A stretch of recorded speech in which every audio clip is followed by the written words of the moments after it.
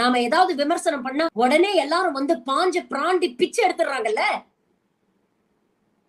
எலெக்ஷன்னா ஒரு WhatsApp university run பண்றதுக்கு வந்து காசு வேண்டாமா? பொய் பிரச்சாரங்களை வந்து பரப்புவதற்கு காசு வேண்டாமா? எதிர்ப்பு குரல் எழும்போது அவங்கள ஒடுக்கிறதுக்கு, விலை கொடுத்து வாங்குறதுக்கு, அது சோசியல் மீடியா இன்ஃபுளுசர்ஸா இருக்கலாம், பியூரோகிராட்ஸா இருக்கலாம், அரசு அதிகாரிகளா இருக்கலாம், ஜுடிஷியரியா கூட இருக்கலாம்.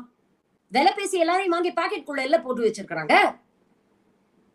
இவர்களை எதிர்த்து யாரும் பேசக்கூடாதுன்னு அதுக்கு இந்த பணம் பயன்படுது. இது எல்லாத்தையும் விட மோசமான ஒரு விஷயம் இருக்கு தெரியுமா? இந்த சோ கால்டு ஃப்ரிஞ்ச் பார்ட்டிஸ வச்சுக்கிட்டு மக்களுக்கு இடையே மத கலவரத்தை தூண்டுறாங்க தெரியுமா? அதுக்கு இந்த பணத்தை தானே பயன்படுத்துறாங்க.